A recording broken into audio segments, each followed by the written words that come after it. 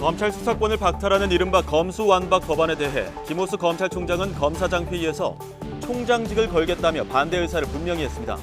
박범계 법무부 장관은 검찰 수사의 공정성이 문제의 본질이라고 반박했습니다. 정치권으로도 논란이 번지고 있습니다.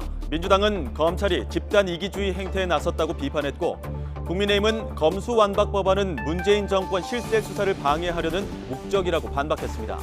인수위는 대한민국 사법체계 근간을 흔드는 중차대한 사안이라며 우려를 표했습니다. 윤석열 대통령 당선인이 오늘부터 대구 경북 지역을 시작으로 지방 순회 행보에 들어갔습니다. 외교 안보 부처를 중심으로 하는 2차 내각 인선안은 올해 발표될 예정입니다. 인수위는 이르면 내년부터 법적 사회적 나이 계산을 만나이 기준으로 통일하기로 했습니다. 그동안 만나이, 연나이를 모두 사용해 불필요한 사회경제적 비용이 발생하고 있다는 판단에 따른 것입니다. 유행 감소세의 휴일 검사 건수까지 줄면서 코로나19 신규 환자가 7주 만에 10만 명 아래로 내려갔습니다. 오늘부터 보건소나 임시 선별 검사소에서 무료로 진행되던 신속 항원 검사가 중단됩니다.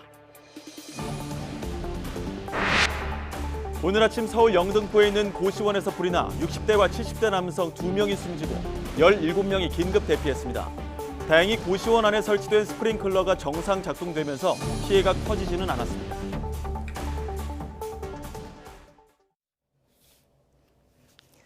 네, 윤석열 당선인의 취임이 한 달 앞으로 다가왔죠. 1차 내각 인선이 발표되면서 새 정부의 윤곽이 하나씩 나오고 있습니다.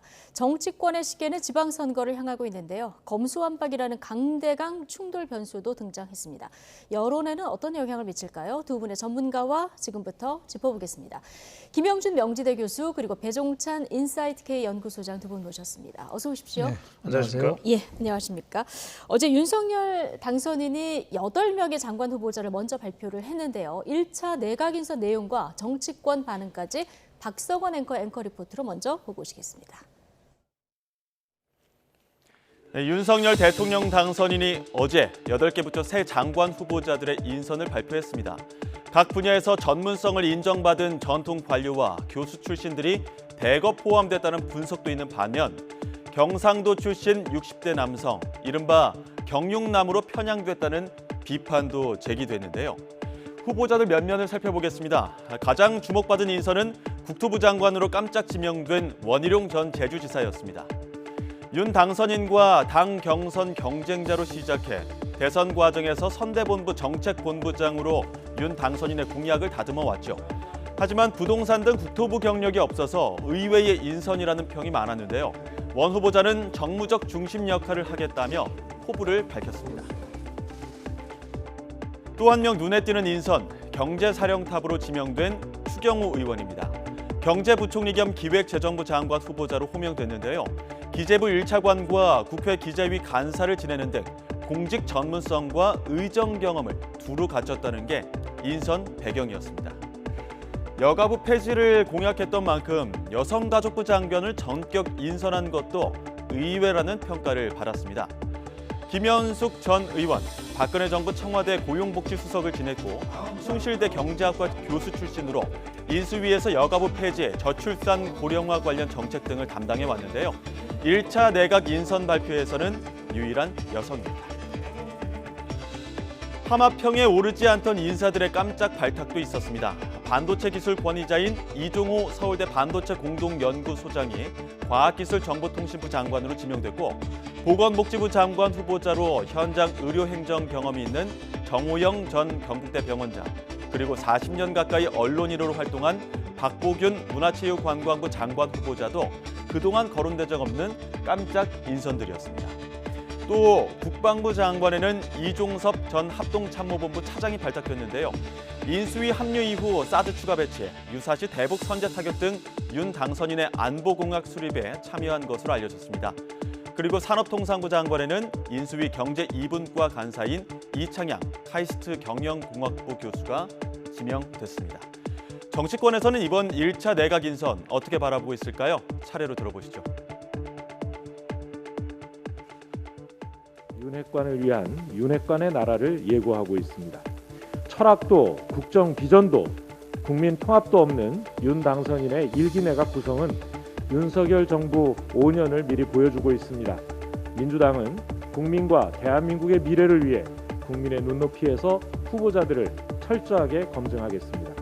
원칙 있는 검증과 책임 있는 견제로 국민의 불안을 덜어드리겠습니다. 무슨 당선인과의 어떤 인간적인 친소 관계는 고려 대상이 아니었다는 점을 분명히 말씀드리겠습니다. 우리 당선인은 전문성, 능력 이걸 가장 중시하고 대한민국의 최고의 에이스로 내각을 꾸리겠다는 그런 의지가 강하기 때문에 아마 지역 안배보다는 능력과 전문성을 더 많이 고려했을 가능성이 있다 이렇게 보고 있습니다. 네, 윤 당선인 측도 전문성과 능력 위주의 인선이라고 설명했지만 인수위 출신이거나 당선인과 친분 위주로 지명한 거 아니냐는 비판도 같이 나오는 상황인데요. 윤 당선인의 1차 내각 인선 발표, 여론은 어떻게 바라보고 있을까요? 관련 내용까지 이어지는 전국 대담에서 짚어보겠습니다. 네, 자 1차 내각 인선 평가 전에 문재인 대통령의 수석보좌관 회의 발언이 좀 속보로 들어와서 한 가지 전해드리겠습니다. 문재인 대통령은 대외 경제 여건이 악화하는 상황에서 최근 중국의 지역 봉쇄 조치로 우리 경제 부담이 가중되고 있다면서 대비태세 구축을 지시했습니다. 또 어렵게 안정세를 찾아가던 부동산 시장이 불안 조짐을 보이고 있다면서 전반적인 규제 완화는 매우 신중을 기해야 한다 이렇게 강조했습니다. 문 대통령의 수석보좌관 회의 모두 발언 직접 듣고 오시겠습니다. 대외 경제 여건이 더욱 악화되는 상황에서 국민 경제와 민생 안정을 위한 긴장감도 한시도 늦출 수 없습니다. 최근에는 중국에서 코로나 확산에 따라 강력한 지역 봉쇄 조치가 시행되면서 우리 경제에 부담이 가중되고 있습니다. 정부는 핵심 품목들의 공급망을 점검하고 봉쇄 지역 내 생산과 물류 차질 등의 선제적인 대비태세를 구축해야 할 것입니다. 현 시기 민생 안정을 위해서는 물가 관리와 함께 주거 안정이 특히 중요합니다. 하향 안정화 추세가 지속되던 부동산 시장이 불안한 조짐을 보이고 있어 걱정입니다. 어렵게 안정세를 찾아가던 부동산 시장에 영향을 줄 수 있는 전반적인 규제 완화는 매우 신중을 기해야 할 것입니다. 네, 문재인 대통령이 수석보좌관 회의에서 있었던 발언 잠시 듣고 오셨고요. 어제 윤석열 당선인이 1차 내각 인선을 발표했는데 이 평가를 지금부터 좀 해보겠습니다. 인선 배경에 대해서 안배가 없이 능력 위주로 선발했다 이런 얘기 어제 또 했는데 민주당에서는 뭐 윤핵관 인사다, 회전문 인사다 이런 비판도 나오는 상황입니다. 네. 전체적으로 어제 인선 어떻게 평가하십니까? 처음 정부가 출범할 때 가장 많이 듣는 거를 빅데이터 분석하면은 탕평 인사가 이루어졌느냐 안 이루어졌냐라는 말을 많이 하잖아요. 네. 근데 이번에는 그거보다는 탕평보다는 전문성과 능력에다가 이제 방점을 두고 있는 것 같습니다. 역대 인수위에 참여했던 분들을 분석해 보면 노무현 정부 때가 인수위에 참여했던 분의 70% 정도가 결국은 참여정부에 참여를 했어요. 가장 많이 참여를 했습니다. 근데 그 이후로 대한민국에서는 인수위의 위원과 내각의 장관 인사하고는 분리되는 경향이 있었어요. 근데 이번에는 인수위에서 활동하셨던 분을 거의 상당히 많이 이제 내각에다가 참여시킨 이유는 뭐냐면 그동안 국정 전반에 대해서 점검하고 평가했던 분들이 연속성을 갖기 위해서 한다라고 하는 거니까 아마 한 60% 이상은 인수위 출신 배경이 가장 중요하게 작동되지 않았나 저는 생각을 좀 하게 되는 거고요. 저는 이제 우리 언론이나 이런 쪽에서 이런 인선이 나오면 도식적으로 뭐 균형 인사가 이루어졌느냐, 파격 인사가 이루어졌느냐 그걸 많이 강조를 하는데 더 중요한 게 있습니다. 장관 임명을 나눠서 장관이 실제로 일을 할 수 있는 여건을 만들어주는 게 더 중요하지. 어떤 인사가 들어간다고 해서 반드시 그 사람이 잘한다는 보장은 없지 않습니까? 그래서 이번에는 그러한 나름대로 인선 기준에 대한 여야 간의 이런 나름대로 공방보다는 책임 장관제를 도입한다, 책임 총재를 도입한다고 한다면 어떻게 장관이 정말 일을 잘할 수 있을 것이냐 이제 그런 부분에 대한 얘기가 더 많이 나와야 되지 않을까라는 생각을 좀 합니다. 일 잘할 수 있는 여건을 만들어주는 것이 더 중요하다. 그렇습니다. 네. 다양한 평가가 어제 인선에 대해서 나오고 있는데요. 배종찬 소장님은 어떻게 보셨습니까? 우리가 흔히 인사를 그렇게 하겠는데 인사가 만사다. 그만큼 중요할 수밖에 없는 것이고요. 예. 그리고 또 참 긍정적인 칭찬을 듣기가 쉽지는 않습니다. 그럼에도 불구하고 기대치가 있는 것이거든요. 그러니까 넓은 인재의 바다에 배를 띄워라 이런 이야기를 하는데 저는 안정감과 또 전문성은 확보되었을지 몰라도 좀 더 깊이 좀 넓게 과연 인재 탐색을 해봤는가라는 의문은 들 수밖에 없을 것 같아요. 왜냐하면 인수위도 지금 서남이라고 하는 별칭이 붙어 있지 않습니까? 서울대 50대 남자. 또 지금 제일 1차 내각 인선 발표를 보더라도 경육남, 예. 경상도 60대 남자. 여성가족부 장관에 남성 임명할 수 없나요? 문화체육부 장관에 여성 임명할 수 없나요? 보건복지부 장관 여성이면은 전문성이 없나요? 저는 이런 부분들을 따져 묻지 않을 수가 없는 것이 그만큼 윤석열 당선인이 강조하는 것은 소통이고 협치고 통합이거든요. 저는 오히려 앞으로 여소야대 전국에서 더 헤쳐나가는 힘은 예. 얼마만큼이나 파격적이고 다양하면서 그 폭넓은 그릇을 보일 수 있느냐. 그냥 우리가 예상했던 그대로의 시나리오라면 국민들의 감동은 예. 크지 않을 겁니다. 네. 저는 그런 점에서 조금은 아쉽다는 거죠. 여기에 여성들도 충분히 보건 분야, 문화체육 관광 분야의 전문가들이 있거든요. 그리고 저는 여성가족부니까 그럼 당연히 예. 여성 장관 임명해야 됩니까? 그게 아니라 우리의 형식과 틀을 깨는 인사를 쉽지는 않죠. 그게 그걸 좀 보이는 노력과 또 그 결실을 좀 보인다면 더 많은 공감을 얻을 수 있는데 이 대목은 예. 좀 아쉬워 보입니다. 안배를 하면서도 전문성 있는 인선을 할 수 있었는데 네. 이 부분이 좀 아쉽다 이런 말씀을 해주셨는데 어제 인선 가운데 가장 많이 회자된 분이 원희룡 전 네. 제주지사입니다. 어딘가에는 반드시 갈 것이다라고 전망을 했습니다만 국토교통부 장관으로 지금 지명이 된 상황이라서요. 대선 때 대장동 1타 강사로 인지도는 쌓았습니다만은 국토와 교통에 대해서 어떤 전문성이 있느냐 이런 뭐 지적도 나오는 상황이라서요. 이 부분은 어떻게 보셨습니까? 2003년도 참여정부가 출범할 때 깜짝 인사가 바로 노무현 대통령이 김진표를 예. 관료를 교육부 장관으로 임명을 한 거예요. 그거 다들 깜짝 놀랐죠. 어떻게 교육부 장관을 임명하냐 했을 때 지금까지 갖고 있었던 기본적인 발상을 완전히 변화시켜서 교육부를 한번 쇄신해 보겠다라는 의지였거든요. 저는 원희룡 지금 후보 내정자를 보고 언뜻 그 생각이 좀 떠올랐어요. 예. 그러니까 국토교통부라고 해서 국토 쪽, 뭐 부동산 쪽 전문가가 아니라 이 부분은 단순하게 부동산 문제만 연결된 게 아니고 여러 개가 같이 맞물려 있거든요. 부동산이라는 게 부동산 걸려 있죠, 경제 걸려 있죠, 교통 걸려 있죠. 이런 것들을 종합적인 사고에서 새롭게 한번 접근을 좀 예. 하는 게 옳지 않은가라고 판단한 것 같고, 그리고 원희룡 지금 후보자 같은 경우는 이 분야에서 전문성이 없다고 얘기하고 있지만 실은 광역단체장, 제주도지사를 2번이나 한 사람 아닙니까? 근데 광역단체장들은 이게 종합적으로 모든 것을 보고 있기 예. 때문에 그런 것도 또 고려 대상이지 않았나 생각이 좀 들고, 네. 이거는 결국은 원희룡 후보 입장으로 봤을 때는 큰 정치적인 모험을 하는 거예요. 모험. 왜냐하면 이거를 정말 만약에 본인이 가서 부동산 문제에 대해서 체감할 수 있는 정책을 아주 정무적 판단을 잘해서 가져간다면은 아주 정치인으로서 급부상할 것이고, 이 부동산 문제는 근데 쉽게 해결될 수가 없는 부분이 있고 예. 시간이 좀 많이 걸리거든요. 그럴 경우에는 역시 전문가가 아닌 사람이 들어와가지고 또 부동산 망쳤다라는 소리도 들을 수 있는 위험성도 있기 예. 때문에 이 두 가지가 어떻게 나타날지 굉장히 초미의 관심을 끌고 예. 있습니다. 부동산 시장 안정화에 쉽지 않은 문제이기 때문에 원희룡 지사 입장에서는 모험이다 이런 그렇습니다. 표현을 네. 써주셨는데 조금 전에 문재인 대통령 수석보좌관 회의에서 네. 부동산 이 규제 완화 신중해야 된다 이 목소리 나오는 거 좀 듣고 오시지 않았습니까? 네. 지금 차기 정부는 규제를 완화하겠다는 입장이고요. 민주당은 또 설득하려면 법안을 통과시켜야 되는 부분이 또 있을 거란 말입니다. 쉽지는 않을 것 같은데 어떻게 전망하십니까? 저는 법제도적 접근을 해야 된다. 예. 절대 이거를 정치적 접근을 해서는 소개 목적을 달성하기가 어렵다고 봅니다. 왜냐하면 문재인 정부에서도 김현미 장관이 했을 때보다는 노형욱 장관이 했을 때 더 관리는 잘 되거든요. 왜냐하면 관료 출신이에요. 법제도로 접근하는 겁니다. 부동산을 정치적으로 원희룡 장관 후보자가 본인 성과와 정치적인 소기의 목표를 위해서 시도를 한다, 접근한다. 큰일 날 일이에요. 왜냐하면 잊지 말아야 될 일은 국토교통부가 부동산만 있는 게 아닙니다. 예. 더 중요할 수도 있는 교통도 있어요. 저는 이 맥락을 같이 유지하면서 정책적인 추진을 할 수 있는 것을 반드시 필요로 한다. 그래서 중요한 건 세 가지입니다. 예. 첫 번째로 저는 정치적 접근이 아니라 법 제도적 접근을 해야 된다.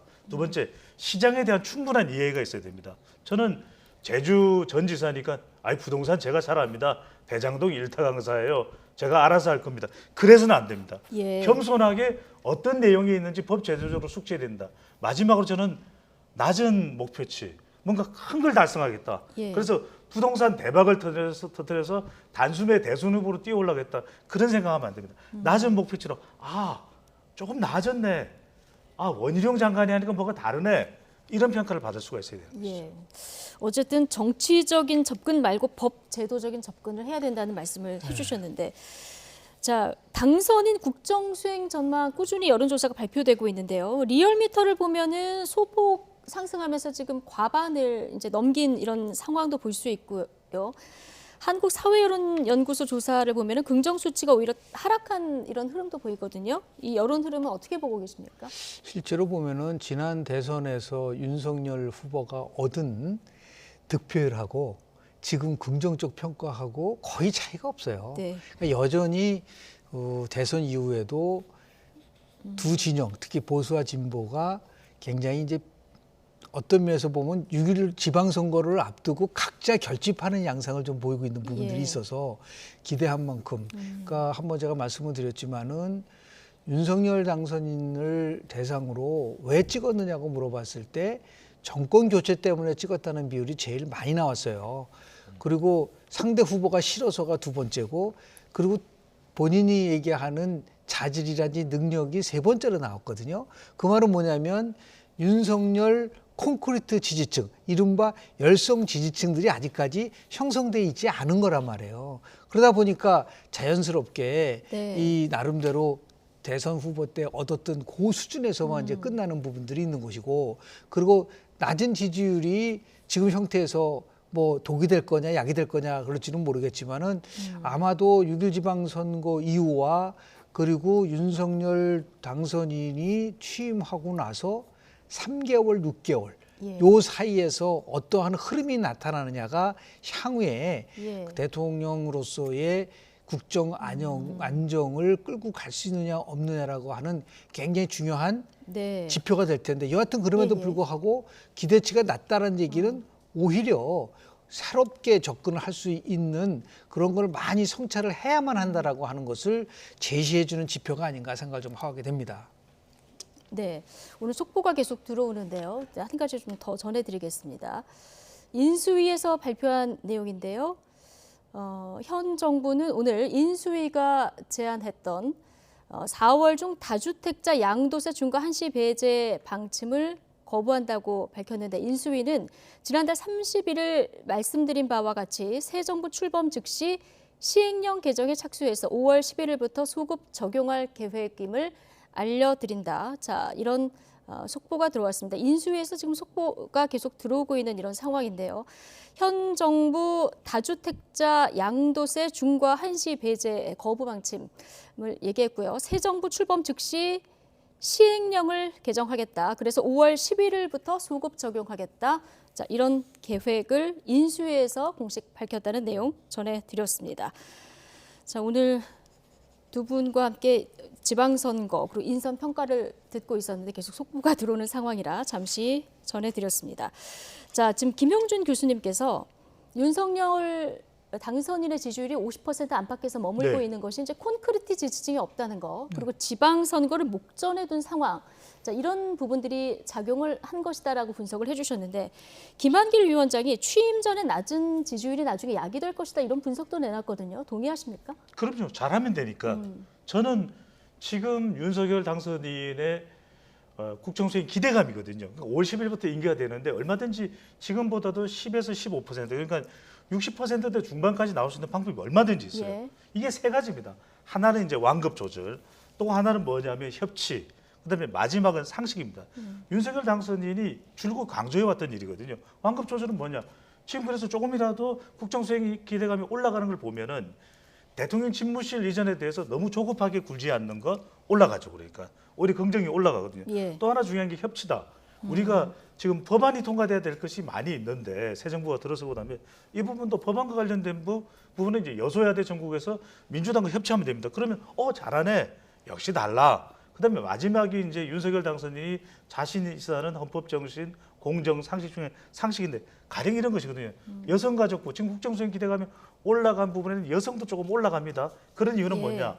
여성가족부 폐지하는 것이 아니라 9월 달에 재검토하겠다. 근데 저는 더 감동을 가져올 수 있는 게 여성가족부 지금 뭔지 지명을 했기 때문에 제가 뭐 어쩔 수는 없지만 예. 그런데 여성가족부 장관도 남성으로 했어봐요. 얼마나 감동이 오겠습니까? 아 다르다. 역시 예. 파격이다. 그러니까 저는 뭐냐 이렇게 되면 우리 응답자 중에서도 MZ세대 20대 30대 여성 중도층에서 올라가거든요. 그러면 10에서 적어도 15%는 더 올라갈 수도 있는 거죠. 예. 김용준 교수님. 네. 지금 여야 대치 국면이 좀 원래 허니문 기간이어야 되는데 상당 부분 지속되고 있고 여러 가지 주제로 좀 부딪히고 있는 이런 상황인데 인사청문회 곧 해야 되는데 이것도 주목이 됩니다. 한덕수 총리 후보자 지금 고액 고문료 논란이 있었고 부동산 관련 의혹도 지금 민주당에서 제기하고 있는 이런 상황인데 적합, 부적합이 굉장히 팽팽하고요. 잘 모르겠다는 응답도 지금 30% 가까이 되거든요. 총리 국회 인준되는 데는 문제가 없을까요? 어떻게 전망하십니까?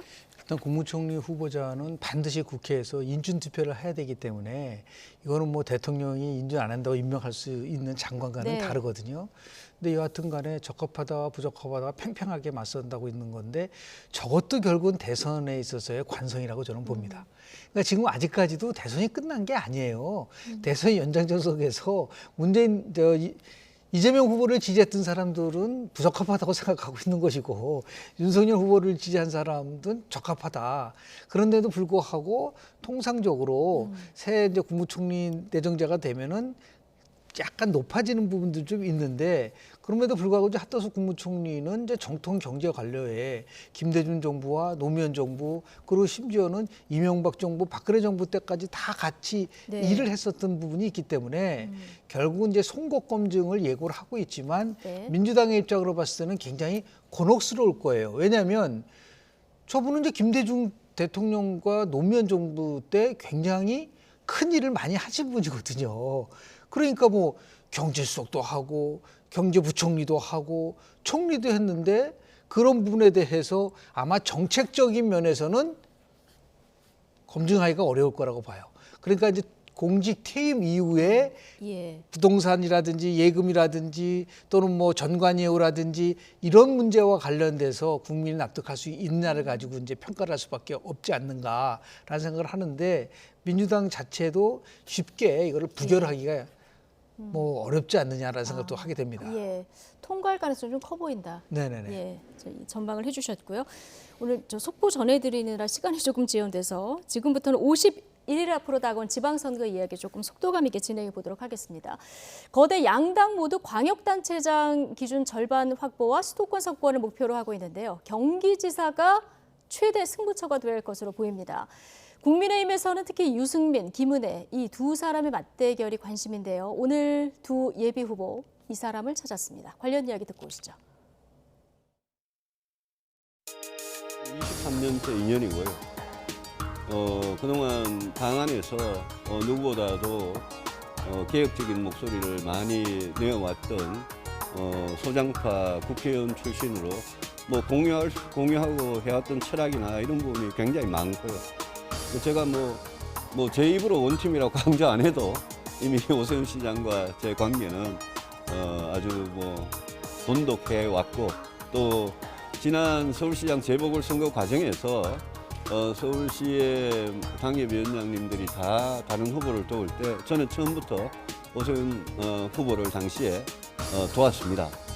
그래서 저는 오세훈 후보가 다시 서울시장이 되는 게 그게 저는 순리라고 생각을 해서 처음부터 도왔고 뭐 그런 점에서 저는 뭐 오세훈 시장하고 우정이나 그런 부분에 대해서는 제가 뭐 원팀이라는 단어를 굳이 안 써도 예 그거는 뭐 될 만큼 서울시에서 인사를 드리니까 조금 의아하게 생각하시는 분들도 있을 것 같습니다.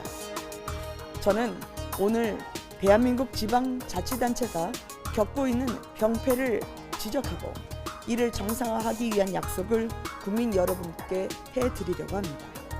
그 병폐란 바로 시민단체 이권 카르텔입니다.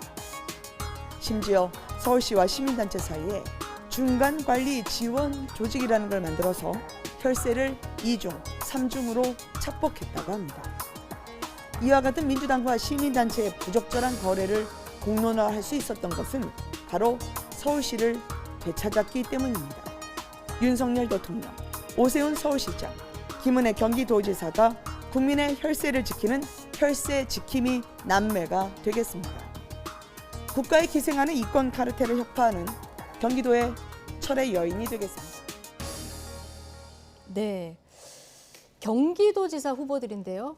지금 서울시장과 접점을 찾는 발언들을 듣고 오셨습니다. 윤심, 이심 얘기 나왔는데 이제 오심도 등장하는 겁니까?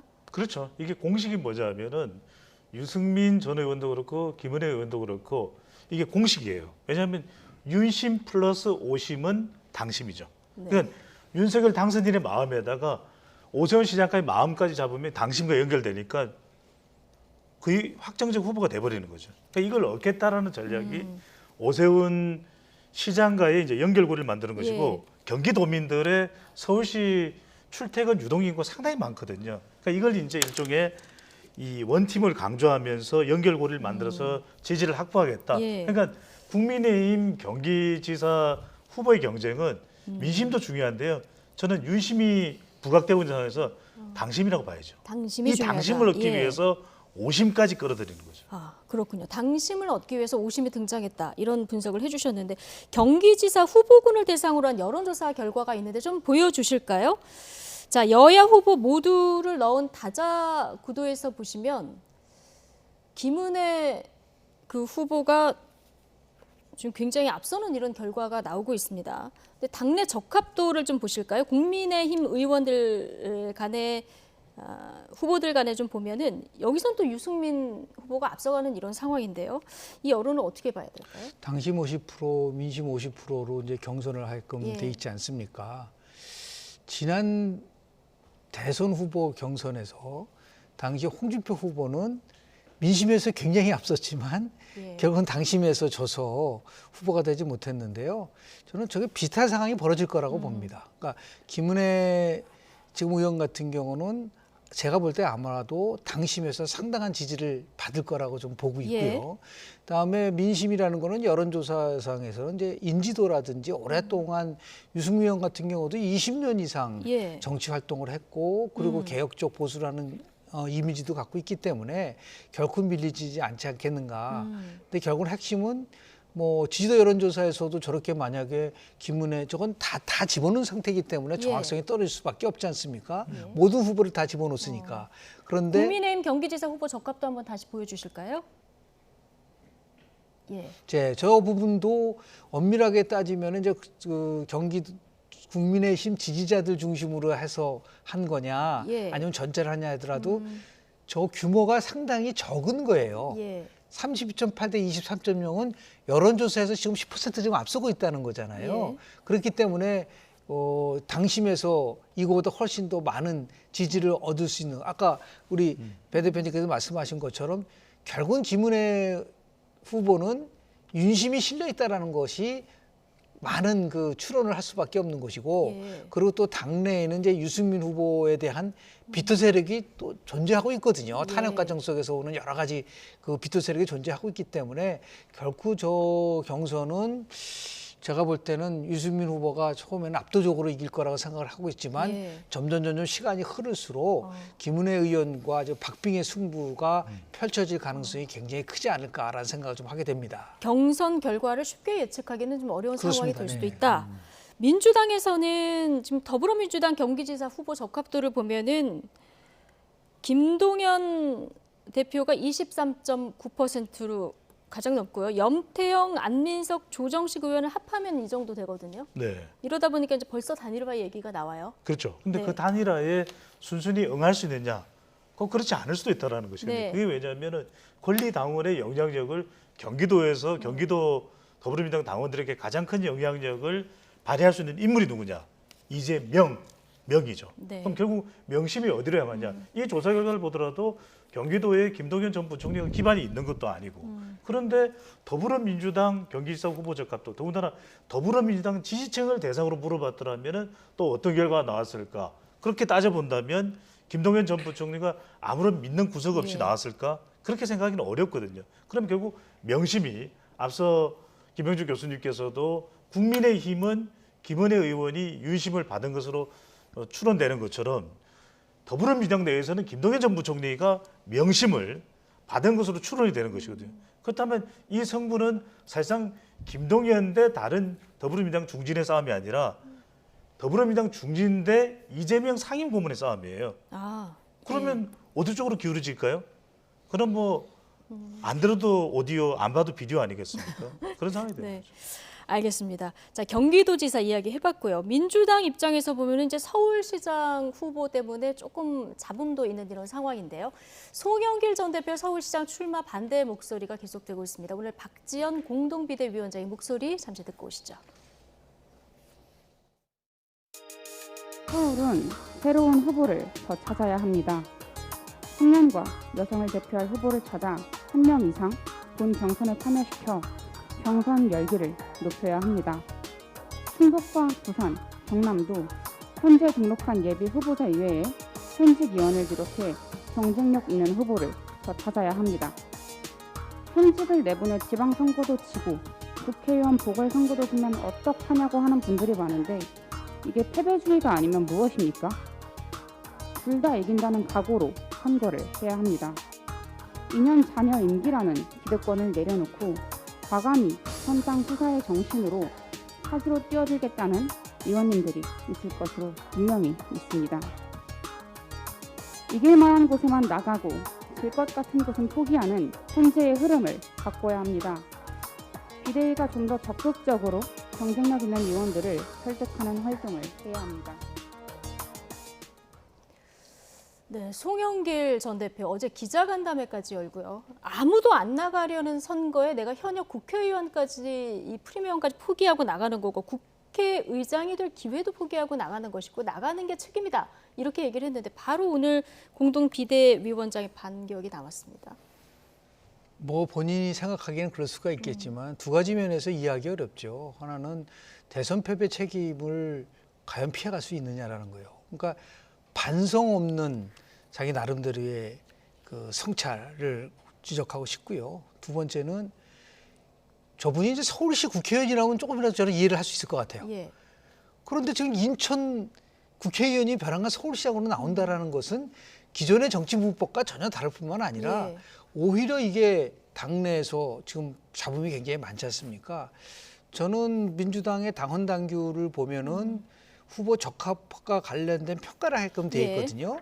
그래서 뭐 그거 다 경선에 붙여주는 게 아니라 예를 들어서 정말 적합한지에 대한 것을 당헌 당규를 기반으로 해서 아마 세밀하게 네. 비상대책이든 공천관리위원회든 이 부분에 대한 검토를 해야 될 거라고 좀 봐요. 예. 그렇게 해서 만약에 부적격하다고 하면은 뭐 당연히 지금 나와 있는 사람들 중심으로 해서 경선을 한다든지 아니면 예. 바깥에 있는 분을 영입을 해서 한다든지 이런 조치가 취해질 수밖에 없지 않겠는가. 그래서 뭐 김민석 의원 같은 경우 신사임방을 띄워야 한다는 얘기는 예. 결론적으로 뭐냐면 송영길 전 대표는 결국은 경선에 참여하지 못하게 한다라는 아니면 전략 공천을 한다든지 예. 이런 부분 속에서의 결론을 빨리 도출을 저는 해야 될 거라고 저는 봅니다. 예, 뭐 다른 사람들 이름이 나오고 있는데 고민이 또 송영길 전 대표만큼 뭐 인지도가 있거나 경쟁력이 있거나 이런 후보를 찾는 것도 좀 쉽지 않은 상황이라서 민주당 고민이 깊어지고 있고요.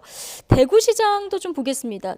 유영아 변호사가 2위로 올라선 상황. 역시 네. 이거 박심의 후방 효과라고 봐야 될까요? 그렇죠. 박심이고 또 국민의힘 지지층, 특히 보수 성향의 응답자, 유권자가 많은 예. 대구 지역의 영향은 박근혜 전 대통령이 또 지금 동정론도 나오고 있고요. 그런 네. 영향력은 상당하다고 봐야 되겠죠. 예, 그러면 대구시장에선 영향이 있는데 제가 궁금한 거는 전체 지방선거 판세에는 어떤 영향이 그건 있을까요? 다르겠죠. 이건 대구 다르다. 지역에 예. 제한적으로 국한된 영향력을 발휘하고 있다.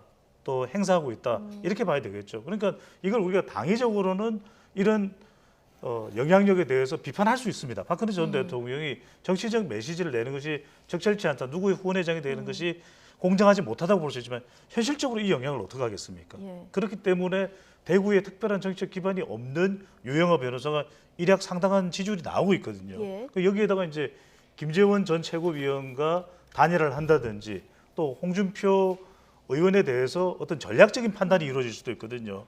국민의힘 당 내에서 네. 그게 쉽지는 않습니다. 하지만 박근혜 전 대통령의 정치적 또 위상 또 감출 수 없는 영향력 이런 것들을 감안한다면 유영하 변호사가 입을 수 있는 혜택 또 후광은 적지 않다, 상당하다고 봐야 되겠죠. 예.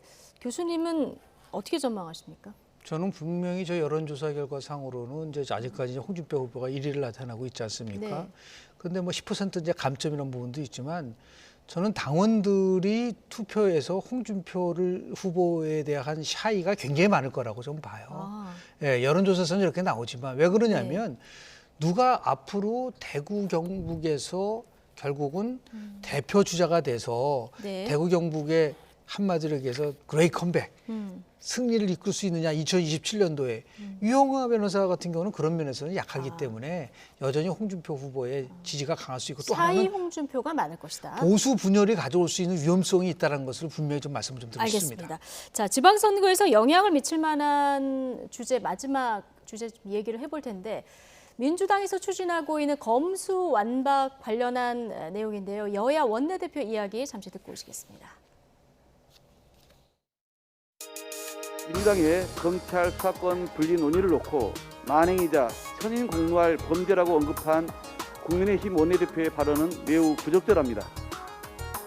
국민의힘과 인수위원회는 입만 열면 협치를 말하는데 과연 이런 거친 도발적 표현으로 원내 일당의 협조를 끌어낼 수 있겠습니까? 그동안 우리 민주당은 검찰 수사권 분리에 대한 당내 의견 수렴에 집중해 왔습니다. 검찰 수사권 분리라는 대원칙에 대해서는 대부분 동의하였고 후속 조치 등에 대해서도 상당 부분 의견이 모아지고 있습니다. 매일 정책을 통해서 국민과 당원, 지지자들의 뜻이 더해져 결론에 도달하게 되면 국민과 역사를 믿고 사고우면하지 않겠습니다. 검찰 수사권 완전 박탈이 누구를 위한 제도인지 참으로 걱정스럽습니다. 누구를 위한 제도 변경입니까? 결국은 문재인 정권의 실세들에 대한 수사를 방해하려는 의도가 거기에 담겨 있다 이렇게 생각하고 있습니다. 두 번째는 결국 대선 패배에 대한 대선 결과에 대한 불복이 거기에 또 담겨 있다 이렇게 생각을 하고 있습니다. 또 하나는 민주당은 검찰개혁 때 검찰공화국의 프레임을 씌워서 검찰총장 출신인 윤석열 당선인이 집권할 경우에 검찰을 동원해서 검찰공화국을 만들려고 하는 것이 아니냐 하는 그런 프레임 전쟁으로 이 검수완박을 추진하고 있다 이렇게 보고 있습니다. 김영준 교수님, 검수완박 이슈가 다시 떠오르고 있는데 지방선거 이거 어느 방향으로 파급력이 있을까요? 뭐 지침 결집용인데요. 네. 딱 간단하게 말씀을 사법체제 그동안 70년 동안 유지했던 거를 바꾸려면 예. 저렇게 졸속으로 해서는 안 되지 않겠는가. 좀 더 시간을 갖고 예. 충분하게 국민적 여론을 수렴해야 될 거라고 저는 봅니다. 네, 현 정부 임기 내 하는 거 좀 무리다 이렇게 그렇습니다. 보시는 건가요? 네. 민주당과 국민의힘 지지율도 거의 지금 붙어 있는 상황인데요. 네네. 이 이슈 파급력 배 소장님께서는 어떻게 보십니까? 저는 적지 않을 걸로 봅니다. 적지 않을 왜냐하면 거다. 국민 공감을 얻는 것이 예. 가장 중요하거든요. 그런데 지금 현 정부에서 임명한 김호수 검찰총장까지 반대를 하고 있는 상황입니다. 검수완박. 이렇게 되면 결국 선거에서 중요한 것은 윤석열 선거일 기점으로는 이제 예. 대통령인데 대통령의 결집력이겠죠. 예. 그렇게 되면은 윤석열 이제 선거일 기점으로 윤석열 대통령의 결집력이 더 부각될 수밖에 없겠죠. 그렇군요. 자, 오늘 두 분 말씀 여기까지 듣겠습니다. 김영준 명지대 교수, 배종찬 인사이트K 연구소장 두 분과 함께했습니다. 고맙습니다. 네, 감사합니다.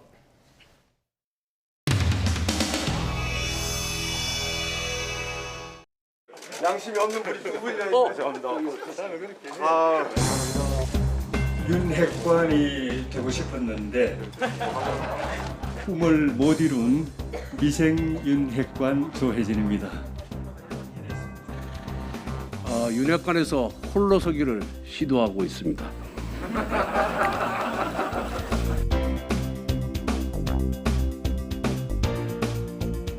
우리 당선인께서 관훈클럽 토론회에서 윤핵관을 인정하지 않는다고 말씀하셨는데 우리 후보님께서는 동해시 유세 때 가셔서 윤핵관인 것이 자랑스럽다고 말씀하셨습니다. 제가 별명이 뭔지 압니까? 윤핵관인 거 알고 계시죠? 저 윤핵관인 거 자랑스러워하는 사람입니다. 제가 정치권에 좀 있어 보면은 이름이 붙는다. 내미 정치적 이름이나 내밍이 붙는다는 것은 굉장히 위험한 전조입니다. 사실 저도 윤핵관이라는 표현 좋아하지 않습니다. 이 자리에 언론인도 많이 와 계시는데 저를 좀 윤핵관으로 안 불러줬으면 좋겠습니다. 그런데 그 유세 현장에서 너무 딱딱하고 재미가 없어서 좀 더 농담 삼아 예, 오늘 제가 원내대표가 되면은 조혜진을 신윤핵관으로 좀 불러주시면 좋겠습니다. 다들 올라있더니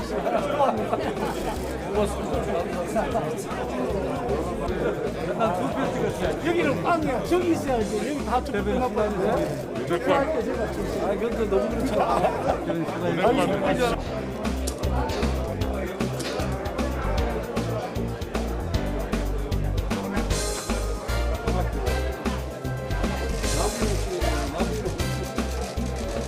네, 조혜진 후보님 들어가시는 것 같고요. 네, 죄송합니다.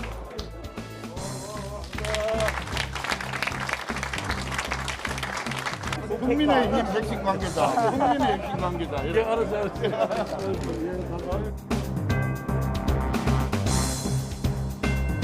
우리 국민의힘이 순항할 수 있도록 야당과의 협치에 더욱더 정력을 쏟고 그리고 민주당의 검찰 수사권 분리 논의를 놓고 만행이자 천인 공노할 범죄라고 언급한 국민의힘 원내대표의 발언은 매우 부적절합니다. 국민의힘과 인수위원회는 입만 열면 협치를 말하는데 과연 이런 거친 도발적 표현으로 원내 일당의 협조를 끌어낼 수 있겠습니까?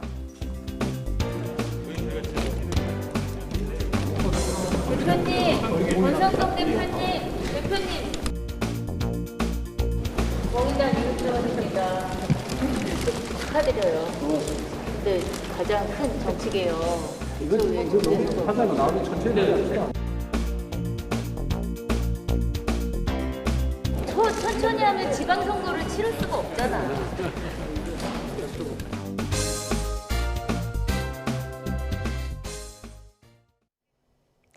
4월이 맞나 싶을 정도로 오늘도 기온이 크게 올라 있습니다. 서울은 현재 26.4도로 올해 최고 기온을 기록하고 있습니다. 이 고온 현상은 내일 누그러지겠고 이후 더위가 완전히 꺾인 뒤 주 후반부터 예년 이맘때 기온을 되찾겠습니다. 내일부터 모레 사이 전국에 비가 내리기 때문인데요. 내일은 낮에 경기 북부와 강원 북부, 밤에는 그 밖의 강원과 수도권, 충남 북부에 5mm 안팎의 비가 예상됩니다. 비가 내리기 전까지는 건조한 날씨가 이어질 텐데요. 현재 경북 상주와 문경에는 건조경보가, 그 밖의 곳곳에도 건조주의보가 내려졌습니다. 여기에 전국적으로 산불 위기경보, 경계 단계가 발령 중인 가운데 곳곳에서 산불 소식이 끊이지 않고 있습니다. 계속해서 화재 예방에 신경 써주시기 바랍니다. 날씨 정보였습니다.